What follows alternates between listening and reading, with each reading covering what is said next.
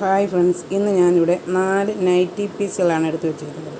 ഈ 4 നൈറ്റി പീസും നമ്മൾ ടോപ്പ് തയ്ക്കാൻ വേണ്ടിയാണ് എടുത്ത് വെച്ചിരിക്കുന്നത്. 3 എണ്ണം ഒരാൾക്കും ഒരെണ്ണം വേറൊരാൾക്കുമാണ്. ഈ 4 നൈറ്റി പീസുകൾ വെച്ച് നമുക്ക് എന്താണ് ഗുണം എന്ന് നോക്കാം. എനിക്കുണ്ടാകുന്ന ഗുണം എന്താണെന്ന് വെച്ചാൽ, ഞാൻ ഈ 4 നൈറ്റി പീസ് 4 ടോപ്പാണ് ചെയ്ത് കൊടുക്കുന്നത്.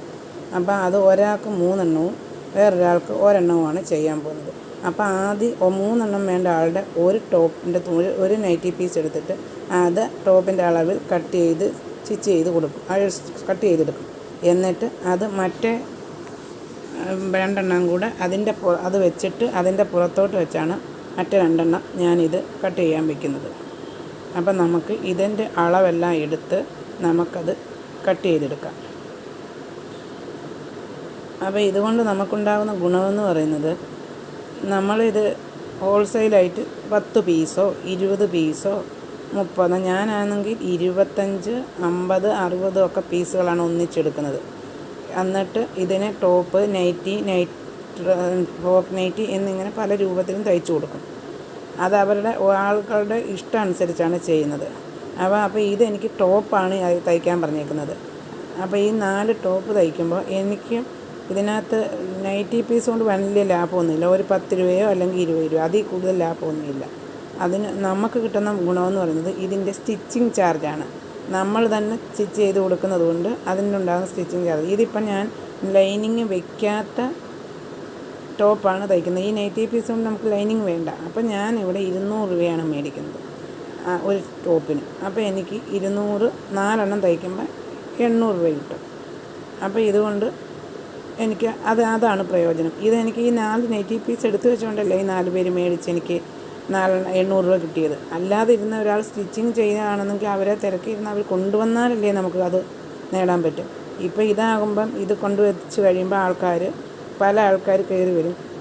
അന്നേരം അവർക്ക് ഇഷ്ടപ്പെടും. ചിലപ്പം അത് ടോപ്പ് തയ്ക്കാനായിരിക്കും, ചിലപ്പോൾ നൈറ്റി തയ്ക്കാനായിരിക്കും, ഇങ്ങനെ ഓരോ രീതി. പിന്നെ ചിലർ നൈറ്റി പീസ് മാത്രം വേണമെന്ന് പറഞ്ഞാലും അത് വൻ ലാഭമൊന്നും നോക്കാതെ നമ്മൾ ആ ചെറിയ ലാഭത്തിൽ തന്നെ അത് കൊടുക്കും. അതിൻ്റെ ഇടയിൽ കൂടെ ഇതും ഇങ്ങനെയും കൂടി ചെയ്യുന്നതുകൊണ്ട് നമുക്കൊരു നഷ്ടവും വരുത്തില്ല. അപ്പോൾ ഇപ്പം ഞാനാണെങ്കിൽ ഇത് കട്ട് ചെയ്ത് ഒരെണ്ണം അതിൻ്റെ സ്ലീവും കട്ട് ചെയ്തു.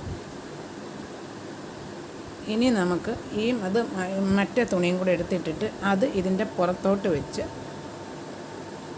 ഇതും കട്ട് ചെയ്തെടുക്കാം. അതുപോലെ നിങ്ങൾക്ക് ഇതുപോലെ നൈറ്റി പീസ് 10 എണ്ണം, ആദ്യം 10 എണ്ണം എടുത്ത് വെച്ചിട്ട് സ്റ്റിച്ച് ചെയ്യാൻ നോക്കണം. ആദ്യം 10 എണ്ണം എടുത്ത് നമ്മൾ കാണിക്കണം. ഇപ്പം 10 എണ്ണം എടുക്കുമ്പം ചിലപ്പോൾ 2 എണ്ണം സ്റ്റിച്ച് ചെയ്യാതെ തുണി മാത്രം മതിയെന്ന് പറഞ്ഞാൽ അതങ്ങ് കൊടുക്കണം. അപ്പം നമുക്ക് അത്ര വലിയ കുഴപ്പമൊന്നും ഉണ്ടാകത്തില്ല, നഷ്ടമൊന്നും ഉണ്ടാകത്തില്ല. ഇപ്പം ഈ നൈറ്റി 3 കട്ട് ചെയ്ത് സ്ലീവും കട്ട് ചെയ്തെടുത്തു.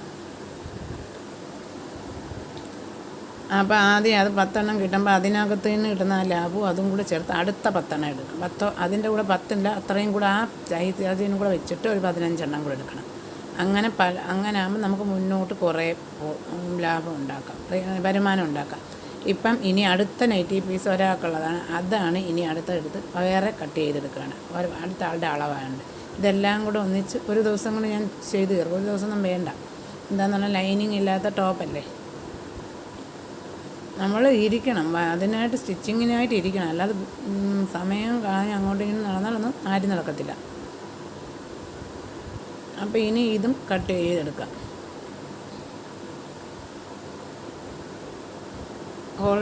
ഹോൾസെയിലായിട്ട് നൈറ്റി എടുത്ത് സ്റ്റിച്ച് ചെയ്ത് കൊടുത്താൽ ഒരിക്കലും ഒരു നഷ്ടവും വരത്തില്ല. എൻ്റെ ഇതനുസരിച്ച് എനിക്കൊരു നഷ്ടവും ഇതുവരെയ്ക്കും വന്നിട്ടില്ല.